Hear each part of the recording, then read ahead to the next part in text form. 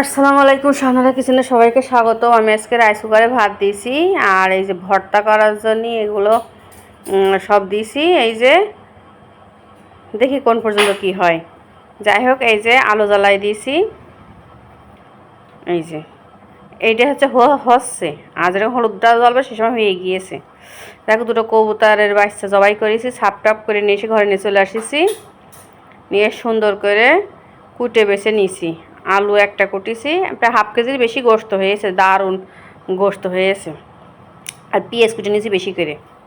যে কড়াইতে তেল দিয়েছি, তেল দিয়ে পেঁয়াজ দিয়ে দিয়েছি, সেই পেঁয়াজ কাটাগুলো দিয়ে দিয়েছি, দিয়ে একটু নাড়াচাড়া করে নিয়েছি।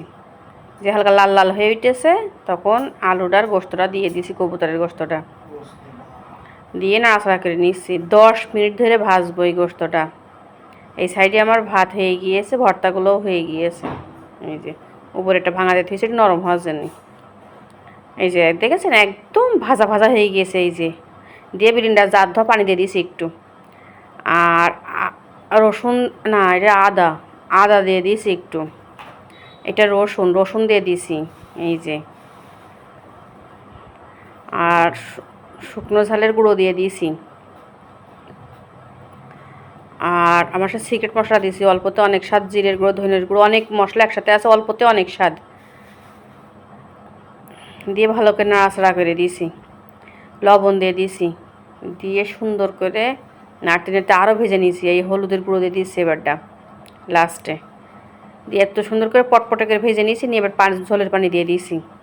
এইভাবে কবুতরের গোশত রান্না করলে দারুণ টেস্ট হয়, কোনো গ্যাস গন্ধ করে না। এই যে আদা, আমার সে মশলা, এই যে জিরের গুঁড়ো, ধনের গুঁড়ো, শুকনো ঝালের গুঁড়ো, হলুদ, সব কিছু একসাথে ব্লেন্ডার করে থিয়ে দিছি। বিদ্যুৎ থাকছে না তো, তাই এইভাবে ব্লেন্ডার করে সব কিছু থিয়ে দিছি। আমি ব্লেন্ডার করাটা পছন্দ করি না, সবসময় টাটকা রান্না করা, টাটকা বাটা পছন্দ করি, কিন্তু কিছু করার নেই।